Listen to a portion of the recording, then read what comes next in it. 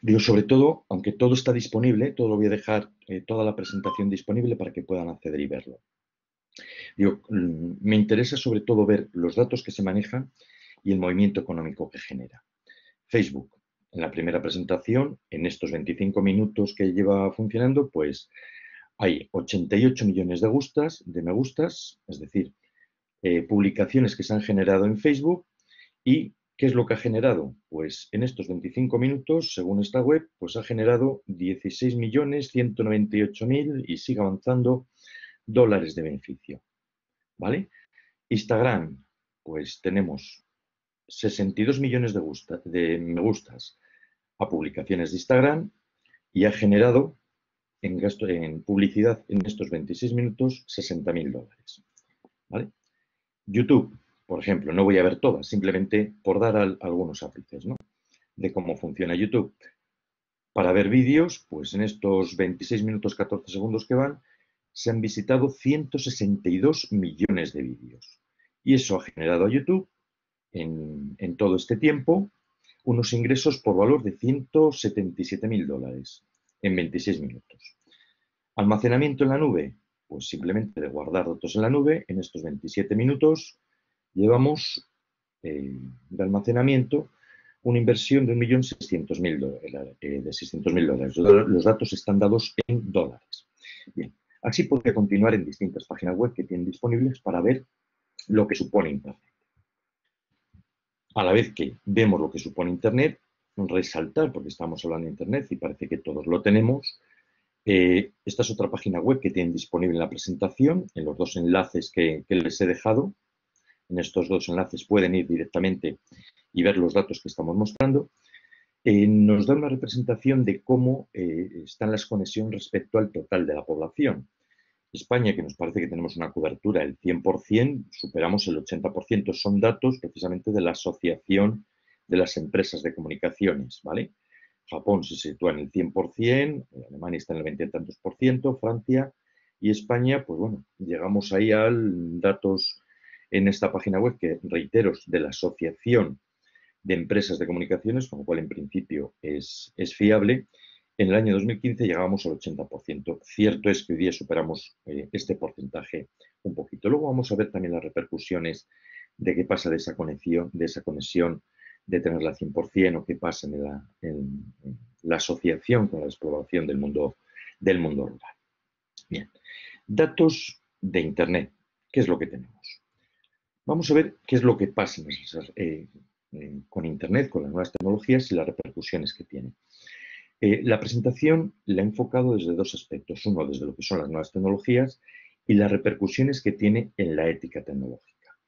Estaba mostrando que cada vez estamos más conectados, todos somos testigos y testigos vivos de la evolución de Internet y de las nuevas tecnologías en la llamada cuarta revolución industrial. Como bien se dice, quizá la más disruptiva de todas las revoluciones que hemos tenido hasta ahora por la rapidez con la que está implementando. Igual que las anteriores produjo cambios, indudablemente la segunda revolución industrial trajo en algo que estamos hoy día todos inmersos, que es el tema de la calidad, normalización de la calidad y certificaciones de productos con sellos de calidad y trabajo continuo en esa línea por una ruptura, como les había comentado en otras charlas, en estas conferencias que también organiza Maritere, por esa ruptura de los procesos de la calidad desde la Edad Media a lo que fueron la producción en cadena. En el aspecto de nuevas tecnologías están pasando un poquito lo mismo desde otro punto de vista. Estamos trabajando con muchos datos, con nuevas formas de hacer las cosas que llamamos nuevas tecnologías, algunas que llamamos inteligencia artificial, ¿vale? Otras que llamamos IoT, Internet de las Cosas, sensorización, analítica de datos, ciudades inteligentes, y trabajar con datos que vamos a entrar ahora, y por eso he puesto las presentaciones anteriores, con datos que generamos nosotros y con datos que nosotros prestamos de forma gratuita a empresas, otras generan negocio, va a suponer unos retos o problemas en cuanto a lo que genera este software. Problemas en cuanto a sesgo, problemas en cuanto a privacidad, manipulación, seguridad, transparencia y medio ambiente. Son los 6 principios que la Unión Europea marca como los grandes retos de la ética tecnológica, ¿no? que tenemos que analizar y lo que hemos comentado un poquito en la encuesta, y donde voy a centrar la primera parte de la presentación o la clase de hoy, que luego daremos cabida el próximo jueves. ¿A qué me refiero con esto? ¿Y por qué es interesante para nosotros recoger la información que les ha pasado a Mariteri y que pueden entrar en la página web? Esta es la primera dirección que pueden entrar, Mariteri ya les ha pasado la dirección y que pueden completar la encuesta. Nosotros estamos inmersos en una investigación de qué es lo que pasa con la inteligencia artificial, fundamentalmente, y nuevas tecnologías de forma general, y su repercusión en la ética tecnológica. Miren, la encuesta que les hemos pasado, esa es la experiencia que muchos están completando la encuesta, tenemos de momento 20 respuestas de su parte. Es una macroencuesta que se ha lanzado por una parte a ustedes, la Universidad de la Experiencia, y sí nos gustaría ver la percepción antes de la conferencia y después de la conferencia de estas repercusiones éticas en las nuevas tecnologías y en la ética artificial de forma particular, que hemos lanzado al mundo de los estudiantes, no solo de nuestra universidad, ha empezado esta mañana y 100, a partir de esta tarde empezarán a contestar a alumnos de América Latina, se ha lanzado también a toda América Latina, incluida Brasil y Portugal, y por otra a trabajadores de empresas. Hemos empezado con los directivos, han contestado 12 y mañana empezarán de forma masiva pues, a contestar también lo que piensan desde las empresas, los trabajadores, ese punto de vista de la ética tecnológica y la repercusión en los algoritmos que se están diseñando. La primera pregunta, que parece así un poco inocua, pero contrastando con los compañeros de filosofía, con los compañeros de teología, con los compañeros que trabajan en ética, es la forma quizá más inocua de algo que estamos planteando todos, estos principios éticos, si son de obligado cumplimiento, es la forma de decir si queremos que se conviertan en ley o no. Si todos pensamos que son de obligado cumplimiento, al final lo que estamos diciendo es que se conviertan en una ley. ¿Y a qué hacemos referencia con todo esto? A estos principios y cuando estamos hablando de la ética tecnológica y en las nuevas tecnologías. En Internet hay una cosa clara. Todos tenemos claros los mandamientos, no robar, no matar, y voy a centrarme con el primero. Todos tenemos claro lo que es no robar, pero bajo el paraguas de Internet todo está permitido. Es decir, no tengo problemas en descargar una película, en descargar un libro, en acceder a cualquier sitio, aunque tengo unos derechos de autor, porque parece que la pantalla, estar detrás de una pantalla, me da acceso y permisividad para todo ello. Bien, con este preámbulo para centrarnos en lo que es el objetivo de la presentación, voy a empezar a centrarme en los temas. Voy a empezar dentro de las nuevas ideas en lo que es la inteligencia artificial y estas repercusiones que estamos comentando. Intercalaré luego con las preguntas que estamos viendo. Bien. Digo, inteligencia artificial, muchos quizá la conocen, vamos a empezar por los beneficios y los problemas que tiene.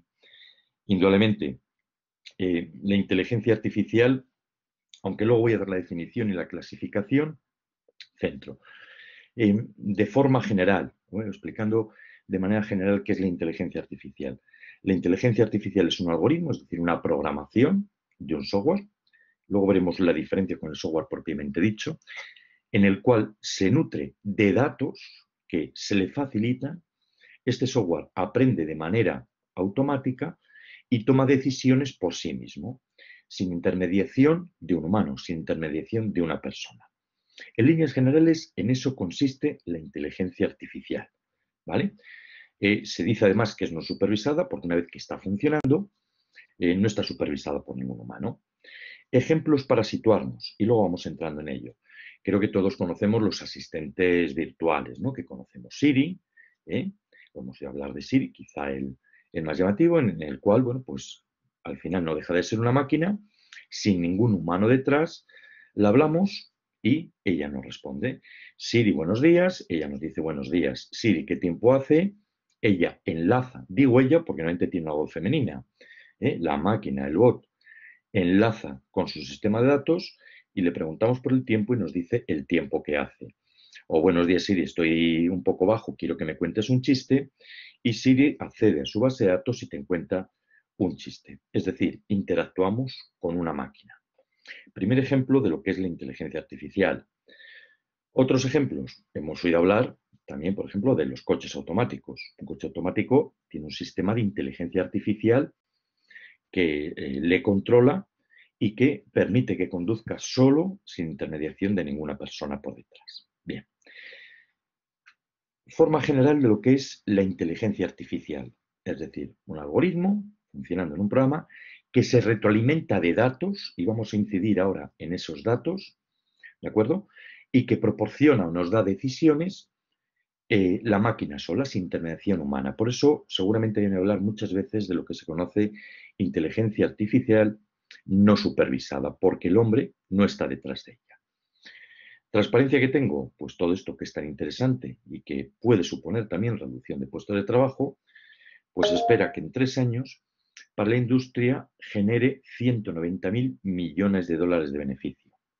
Bueno, como ven, un beneficio bastante sustancial, por lo cual, bueno, pues todas las empresas quieren más beneficio y están detrás de él. Ahora veremos qué implicaciones tiene cuando estamos hablando de reducción de empleos de trabajo o creación de puestos de trabajo o nuevas formas de vivir o de convivir, que es donde nos quiero centrar. Problemas que puede traer, ¿vale? Voy a tocar dentro de los múltiples problemas o beneficios que puede traer algunos temas para empezar a generar susceptibilidad sobre el tema. A todo esto, yo sí he dejado activo, disculpen un poco la presentación, sí he dejado activo el chat, con lo cual si quieran intervenir, en cualquier momento pueden entrar en el chat y hacer las preguntas para que sea un poco más activo, ¿de acuerdo? Luego en el chat pueden intervenir. Me dicen que se corta la voz. ¿Me oyen bien todos? ¿Sí? Bien. Bien. Digo, temas de la inteligencia artificial. Los robots escriben noticias en español cuando las máquinas hacen el trabajo de un periodista. Noticia de una revista de robótica. No sé si me voy a hablar de esto. Bueno, pues ya están los bots, sistemas de inteligencia artificial, en los cuales a través de las noticias que generan o que obtienen de las agencias, el sistema inteligente, sin intermediación humana por detrás, redacta la noticia la máquina sola, sin necesidad de un periodista. Les pongo este ejemplo ya de hace unos años. El ejemplo de que el Madrid, entonces entrenado por Solari, ¿vale? Ganó al Atlético Madrid, ¿vale? Se nota que soy madridista, bueno, vamos a ver si suerte el domingo. Y noticia, pero lo que nos interesa es la conferencia de hoy. Primera noticia, el Real Madrid destroza con 3 goles al Atlético Madrid, que dejó el marcador a 1 el pasado sábado. El Real Madrid comienza la jornada con 42 puntos y en la posición tercera una buena oportunidad para alcanzar al Atlético Madrid. Segunda noticia sobre el mismo evento. El Real Madrid se llevó el derbi en el Wanda Metropolitano en un choque intenso en el que el VAR fue protagonista. Los de Solari fueron superiores a los de Simeone, a los que mantuvieron bien controlados y aprovecharon sus llegadas al área de Oblak. ¿Alguno de ustedes es capaz de identificar de dónde es la noticia? ¿Cuál está generada por la máquina y cuál está generada por el periodista? No sé si me están escuchando. Si quieren levantar la mano. De las dos noticias que he leído, ¿alguno es capaz de identificar la noticia? O si quieren poner el chat, sí o no. ¿Son capaces de identificar? Si quieren, vamos a hacerlo de otra manera. Los que sean capaces de identificarlo, que levante la mano. Doris, Milagro, ¿son capaces de identificar cuál es la noticia dada por el periodista y cuál por la máquina? Bien. Vamos a continuar. Para los que no lo han visto, yo cuando lo leí por primera vez no identificaba cuál daba el periodista y cuál daba la máquina. Noticia dada por el periodista, en este caso Elena Mullón, de AS. ¿De acuerdo? El Real Madrid se llevó el derbi en el Wanda Metropolitano en un boque intenso en el que el VAR fue protagonista. Segunda noticia. La primera no está generada por ninguna máquina, está generada, por ningún periodista, está generada por una máquina. Luego, en principio tenemos ya sistemas inteligentes que suplen la labor de los periodistas y son capaces de redactar una noticia a partir de lo que genera o de los datos que tiene de forma general. Más ejemplos que tenemos. Diseñan sistemas de inteligencia artificial que escuchan si una máquina se va a averiar, ¿vale? están ya diseñando y funcionando sistemas de inteligencia artificial en los cuales una máquina escucha otras máquinas y en función del ruido que emite son capaces de predecir si esa máquina se va a averiar o no se va a averiar o cuál es el tiempo de vida que le queda. ¿Vale? La gran diferencia es que ahora se está trabajando con sistemas, como digo, de inteligencia artificial, sistemas no supervisados, no hay ninguna persona por detrás y es el propio sistema de inteligencia artificial el que dice cuánto tiempo de vida le queda a ese aparato, si hay que sustituirlo porque se va a averiar o no hay que sustituirlo. Nosotros sí es cierto que nuestro equipo estaba trabajando en estos datos o en este tema y lo que hacíamos era analizar a través de los contadores cuando aumentaban los picos de consumo y a partir de los picos de consumo que se tienen de los contadores podíamos detectar no solo las personas que había, sino cuando un electrodoméstico se va a averiar va aumentando su consumo y predecíamos el tiempo de vida que le quedaba. Bueno, pues algo que hacíamos antes de manera automática, pero supervisada, porque estábamos investigadores detrás analizando el tema, ahora ya son no robots, sino sistemas de inteligencia artificial los que son capaces de detectarlo. Bien, vamos a continuar con sistemas de inteligencia artificial. Todo va bien, pero estamos diciendo que un sistema de inteligencia artificial es un algoritmo que se nutre de datos y por eso he empezado la charla con todos los datos que movemos. Noticia: Google se disculpa por confundir a dos negros con gorilas. La noticia es muy fuerte, ¿no? La noticia es que un sistema de inteligencia artificial equivoca a una raza, en este caso los negros, con gorilas. ¿A qué es debido esto? Problema ético que ponemos en la encuesta y que tenemos ahí. Como estamos viendo los sistemas inteligentes, en todos estos sistemas basados en inteligencia artificial, hay dos partes. Por una, el algoritmo que se diseña, que diseñan los programadores, los desarrolladores. Entonces la primera pregunta, la xenofobia está en el programador que ha desarrollado el algoritmo, ¿no? Es lo que cabría pensar. Bien. Seguimos avanzando en cómo funciona el sistema de inteligencia artificial, un algoritmo que desarrollan personas. Pero ese algoritmo se nutre de datos, es decir, al algoritmo funcionando se le facilitan datos, ¿de acuerdo? Y con esos datos él va aprendiendo, ¿vale? Con lo cual aquí el problema es doble. Por una parte, del que diseña el algoritmo, problema en menor medida, como voy a comentar ahora, y fundamentalmente de los datos de los que se nutre. ¿Vale? Me explico. El que diseña el algoritmo, el que diseña el programa, puede actuar en la fiabilidad que le da el algoritmo. Si le da una fiabilidad del 90%, 95%, 99% y los límites que le pone para el error que se comete. Pero en principio, quien diseña o el error a la hora de que funcione mal el algoritmo no es tanto del que lo ha desarrollado, sino de los datos de los que se nutre ese algoritmo.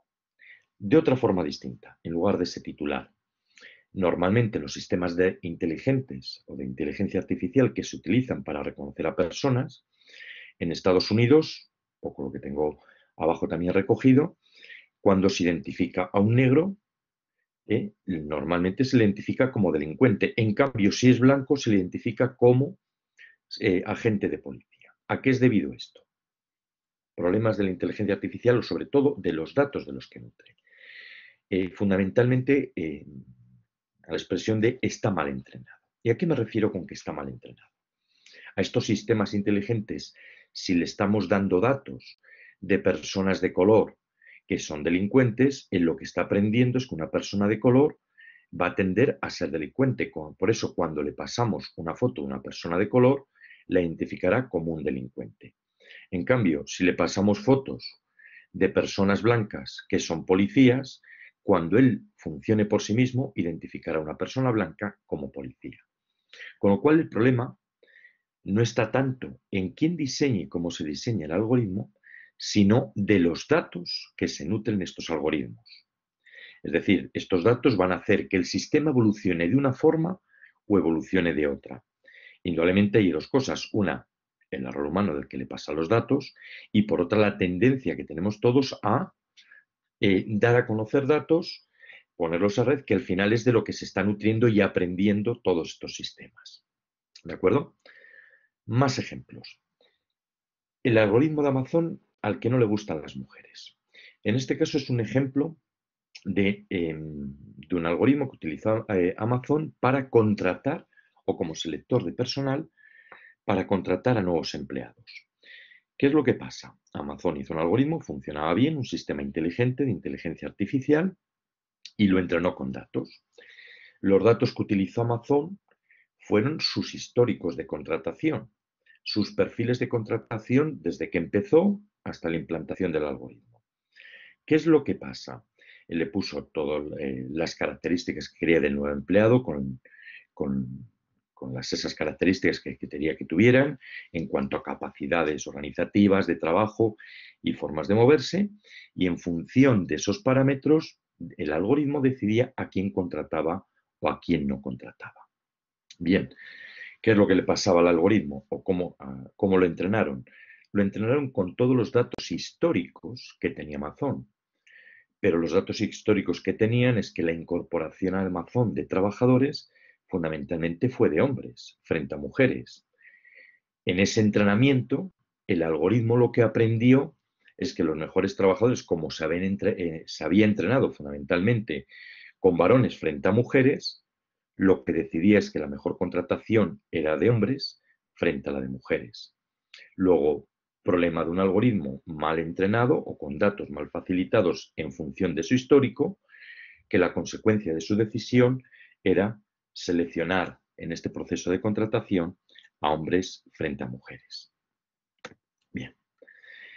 Con todo esto, vamos a intentar ahora definir un poco en qué consiste y los retos que tenemos por delante. Resumiendo un poco hasta aquí, nuevas tecnologías. Primera parte, inteligencia artificial. Retos que tenemos es un algoritmo que se nutre de datos y con esos datos aprende y toma decisiones. Bien, esos datos, el problema que tiene es uno de los problemas éticos que pueden estar sesgados, ¿vale? Hablaremos además de sesgo y de otros factores. Me refiero a sesgado a determinadas influencias. En el último ejemplo que he puesto de Amazon, si los datos que facilitamos son datos de contratación y facilita que solo se contrata a varones, pues la decisión que va a tomar el algoritmo es de solo contratar a varones o preferentemente frente a mujeres. Si fuera al revés, que pasamos a un algoritmo de que contratar a mujeres frente a hombres, la decisión final tendría ese sesgo. ¿De acuerdo? Es decir, que además de todas las capacidades iniciales que se le facilitan a la máquina, hay un sesgo no inducido, que en este caso es el género, que hace que se tomen decisiones en una forma o en otra, igual que con la raza y con otros factores. Bien, por hacer un poco de recordatorio de lo que es la inteligencia artificial, ¿vale? Inteligencia artificial, si no lo han oído, bueno, pues empieza con Alan Turing en el año 36 y él planteó un reto de lo que era el test o la máquina de Turing, ¿vale? De un sistema o de una máquina si era inteligente o no era inteligente. Y el sistema o la pregunta que hizo fue si un humano y una máquina de inteligencia artificial se enfrentan a preguntas de un encuestador y ese encuestador no es capaz de distinguir si las respuestas vienen de un humano o de inteligencia artificial, entonces se dice que esa máquina es inteligente. Ese fue el reto que formuló Turing por el año 50. Bien. Pues ese reto se superó ya en el 2014, ¿vale? El reto de lo que es el test de Turing. A partir del 2014 tenemos ya máquinas que cuando se interactúa con ellas no somos capaces de distinguir si es una persona o es un hombre, perdón, o es una máquina. Y esto cada vez se está extendiendo más. Yo me gusta poner un ejemplo siempre aquí. Hace 2 años, antes de pandemia, fui a dar una conferencia a la UNESCO y bueno, pues creo que no lo sé si he dado más conferencias, algún me lo he escuchado, la suelo contar bastante porque me llamó mucho la atención, ¿no? Indudablemente a estas alturas nadie suspende de ir a un evento y ver a gente vestida pues con los hábitos de donde cada uno procede, ¿no? Si es de África, pues con la ropa típica de África, americanos con su ropa típica, los de origen indio, exactamente lo mismo. Creo que eso no te sorprende. Pero lo que sí me resultó muy llamativo, a tenor de lo que estamos comentando de esta parte de inteligencia artificial, era en el cóctel final, donde estábamos en la UNESCO, pues estaríamos unas 200 personas de distintas razas y distintos lugares del mundo, ¿no? Pues hablando entre todos. Lo llamativo no era tanto que cada uno estuviera con su vestimenta del sitio donde prevenía, ¿no? De distintas razas, orígenes, etnias y demás. Lo que me resultó súper llamativo en esa conferencia es que presentaron por primera vez un sistema de inteligencia artificial con la cápsula de un robot, un humanoide, parecía una persona, era una maquinita, ¿vale? Y que aprendía de cuando iba hablando con cada uno. Era espectacular estar todas las reunidas, las 200 personas, hablando inglés, francés y luego cada uno en su lengua. Y este sistema inteligente era capaz de hablar con todos nosotros, a cada uno en su idioma, pero no solo eso. Hablaba, te preguntaba cómo te llamaba y con dos preguntas de cómo te llamabas, de dónde eras y cuál era tu afición, si volvías a hablar con él, se acordaba perfectamente de ti y era capaz de mantener una conversación contigo. Con lo primero que le había dicho que te gustaba, ibas sacándote temas, enlazando otras cosas que te gustaban y montar un asistente que fuera capaz de mantener esa relación natural artificial. Digo natural artificial porque era de forma natural y artificial porque era un sistema de inteligencia artificial, ¿no? Y eso lo hacía absolutamente con todos, con cero error. Bueno, pues aplicación de lo que era la inteligencia artificial y si no fuera la apariencia, porque estábamos viendo que era un humanoide, lo que estamos viendo en persona, pues no distinguiríamos si era una persona con la que estabas hablando con una capacidad de retención para los nombres y de los gustos y de sacar temas de conversaciones de cualquier tipo, ¿vale? No éramos capaces de distinguir si hubiera sido una persona o una máquina, si no hubiera sido por esa apariencia, ¿no? Luego, estos sistemas que empezaron a saltarse ya a partir del 2014, cada vez son más naturales y cada vez los vamos a ver más en nuestras vidas y en cada una de las acciones, como vamos a ir comentando. Centrándome en la parte de lo que es la inteligencia artificial, porque he estado hablando, dando datos de toda esta clasificación, pero vamos a ver un poco cómo se puede categorizar y dónde se está trabajando, hacia dónde va el futuro y los problemas que vienen. Normalmente hay 4 tipos de clasificaciones. La fuente la tengo ahí, bueno, pues son quizá los 2 mayores expertos en ciencias de la computación, Russell y Norvin, ¿vale? Y establecen 4 tipos de sistemas de inteligencia artificial. Los que piensan como humanos, los que actúan como humanos, los que piensan racionalmente y los que actúan racionalmente, ¿vale? Vamos a ir clasificando un poco para ver dónde nos encontramos en estos momentos en cada uno de ellos y hacia dónde vamos. Definen los sistemas que piensan como humanos, aquellos que son capaces de tomar decisiones y resolver problemas. Como estamos diciendo, estas decisiones, estos problemas, las van a tomar en función de los datos con los que se entrenan, en función de los datos que se le facilitan para que él pueda aprender a tomar esa decisión. Bien. Segundo, sistemas que no piensan como humanos, sino que actúan como humanos. Es decir, que son capaces de realizar tareas de forma similar a los humanos. Pasamos ahora de sistemas en red, de lo que llamamos redes neuronales, redes artificiales, a lo que son los robots, ¿vale? Aquí sí me gustaría hacer un inciso, ¿no?, en lo que son estas partes de robot. Hablando, ¿no?, en ámbitos sobre todo de filosofía y de etología, en algunas recesiones que hice, sí era curioso cómo la gente es capaz de distinguir en robot y en robot con apariencia humanoide, ¿vale? Incluso hay una línea de etología que está hablando de la etología de los robots, ¿no? Hay teorías de todo tipo, incluso creo que han ido a hablar, pues, si poner impuestos a los robots, ya que están generando trabajo, podemos discutir o no si quitando trabajo a los humanos, que paguen impuestos como los humanos. Pero sí me gustaría hacer hincapié y ese elemento de reflexión. ¿Consideramos lo mismo un robot que tiene una apariencia de máquina que un robot que tiene una apariencia humanoide? La percepción de manera general, cuando hacemos análisis de ese tipo, por todas las personas es que se ve de forma muy distinta un robot con apariencia de máquina, es decir, pues un brazo que está en fasa en una cadena de montaje montando coches que pueda tener un sistema inteligente, a una apariencia humana que seamos incapaces de interactuar con ella. Siendo el mismo robot, si tiene apariencia humanoide o no, lo vemos de una forma totalmente distinta. Además, hago hincapié en esta clasificación cuando hablamos de robot o robot con apariencia humanoide, de que se está trabajando muchísimo precisamente para que cada vez se puedan no solo pensar y actuar en esta clasificación, sino que se puedan parecer más a los humanos, pero se puedan parecer por las capacidades que adquieren. Me explico. Se está trabajando, por ejemplo, mucho en lo que son pieles inteligentes. La piel no solo nos sirve porque rodea todo nuestro cuerpo, sino además es que con la piel somos capaces de, al tocar un objeto, sentir qué tipo de objeto es y en función del tipo de objeto que es, hacer más presión o menos presión para que se rompa o no se rompa, cogerlo más suavemente o más bruscamente, con más o menos fuerza en función del objeto que es. Bien.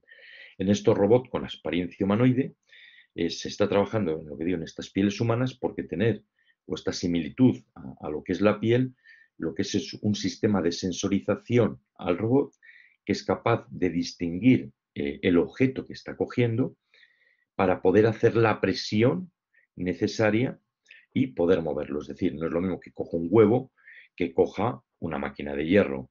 Al primero, si le hace mucha presión, el huevo revienta. Si coge una herramienta, no se rompe, por poner casos extremos. Bien, pues se está trabajando bastante para esa apariencia humana, estos robots que actúan como humanos, pero no solo o tanto para tener la apariencia humana, sino para coger esas capacidades que tenemos los humanos, en este caso, de detectar el tipo de objeto o de persona con la que interactuamos. La tercera clasificación, por seguir avanzando, que hacen Russell y Norvin, es de sistemas que piensan racionalmente. Es decir, intentar emular lo que es el pensamiento lógico de los humanos. ¿Vale? ¿Dónde nos movemos en este tipo de máquinas?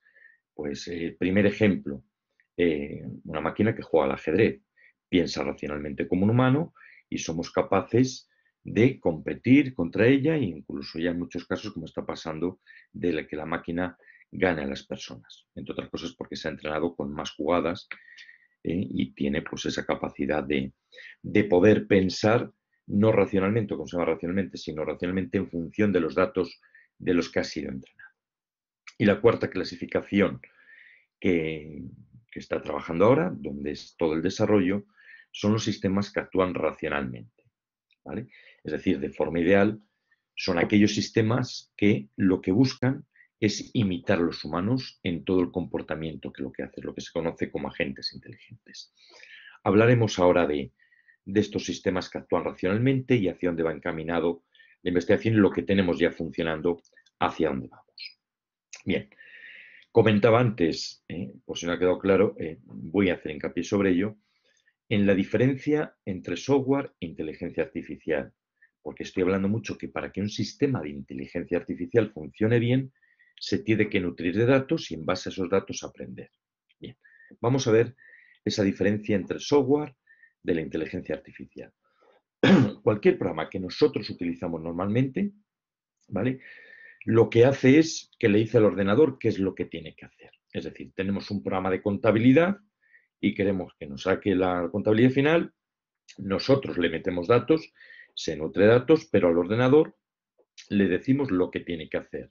Y en función de eso, pues nos genera las sumas, restas de la contabilidad que tengamos. O nos hace la ordenación pues en función del tipo de clientes, el gasto que tienen con nosotros, si tenemos deudas, si no tenemos deudas, si tenemos fungible, no tenemos fungible, el inventario que tengamos. Es decir, en función de cómo lo programemos, ejecuta de una determinada manera. Ese es el software tradicional que estamos acostumbrados a trabajar con él. ¿Vale?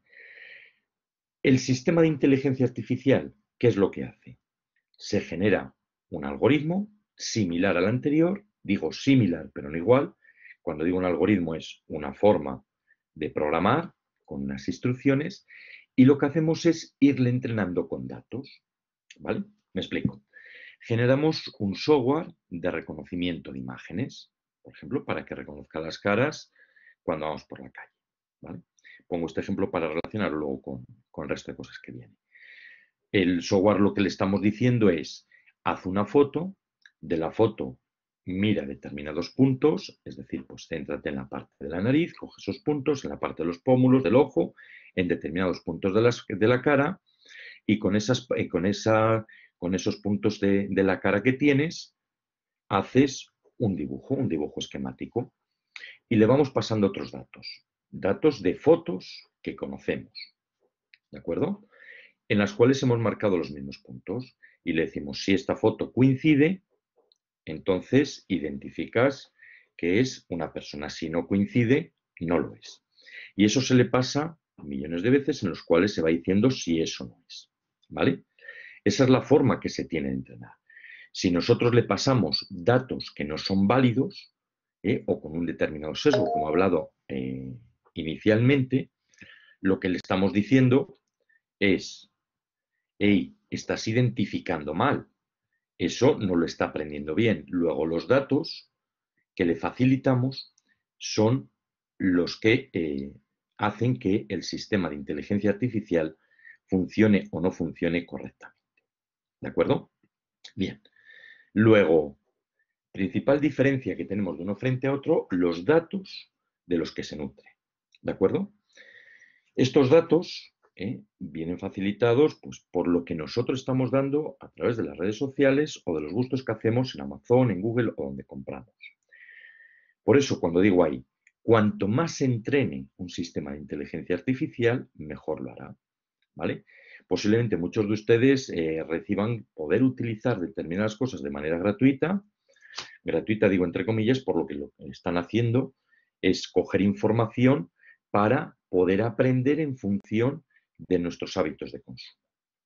De ahí un poco viene la siguiente pregunta que hago es, ¿controla Google, Facebook o Amazon a través de los sistemas de inteligencia artificial nuestras vidas? ¿Por qué hago esta pregunta?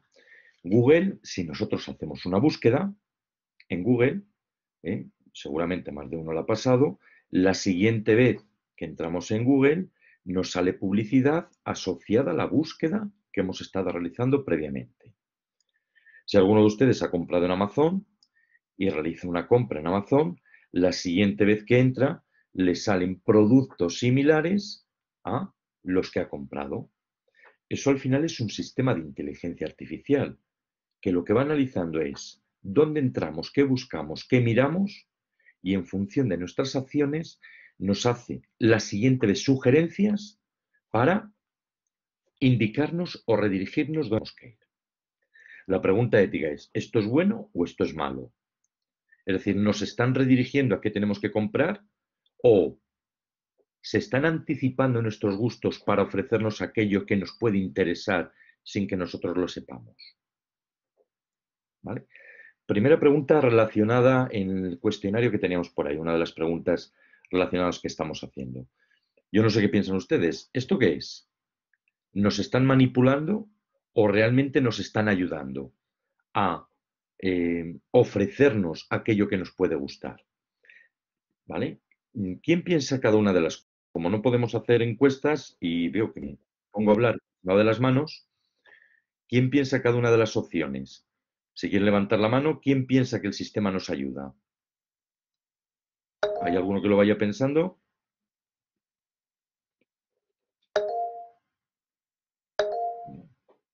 Bueno, pues de los que están conectados, es un poco hacia donde vamos viendo. ¿El sistema nos está ayudando o nos está redirigiendo? Pregunta que dejo en el aire para el próximo jueves, ¿vale? Y a partir de aquí ir enlazando con el resto de temas que tenemos. Perdonad, que se me está yendo de aquí.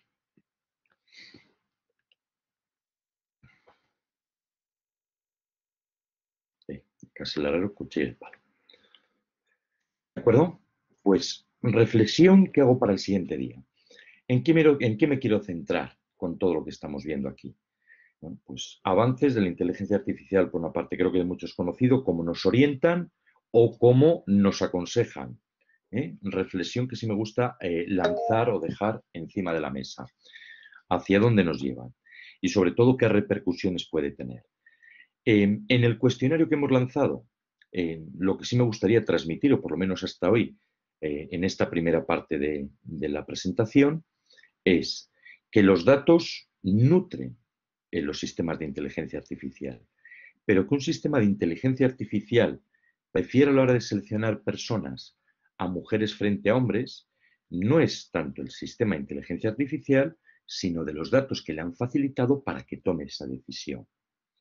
Que un sistema de inteligencia artificial identifique a personas negras en Estados Unidos como delincuentes y a blancas como policías, no es tanto el problema del que lo ha desarrollado, del sistema de inteligencia artificial, sino de los datos que se han facilitado para entrenar y tome la decisión. Si en lugar de pasarle esos datos de fotos blancas es policía, fotos de color es un delincuente, le pasamos otros datos, esa decisión no la tomaría al final. Luego, el problema no está tanto en el sistema en sí mismo, sino en los datos que se le facilitan para ello. ¿Vale? Y dejo esta pregunta en el aire porque seguiremos hablando de inteligencia artificial el jueves, hablaremos de blockchain, pero además vamos a hablar de Internet de las cosas. Perdón. Internet de las cosas que son los sensores y cómo los sensores controlan nuestras vidas. Hablaremos de ciudades inteligentes, hacia dónde vamos, de la tendencia que hay, sí, poner cámaras o no en la calle que nos controlen, van a controlar nuestras vidas o no nos van a controlar. ¿Pueden servir para prevenir la delincuencia o realmente nos están controlando? Un mal adiestramiento de estos sistemas pueden llevar a personas de presuntamente delincuentes o realmente si se entrenan bien van a ayudar a prevenir determinada delincuencia o ayudarnos en el quehacer diario del día a día. Bueno, puntos que dejo encima de la mesa para el próximo día que seguiremos hablando porque creo que son 53 por mi reloj y tengo 5 minutos, me dicen que tiene que acabar a menos 10 y que tengo 5 de margen y me gusta siempre dejar para poder hacer preguntas. Dejo minutos por si alguien quiere hacer alguna pregunta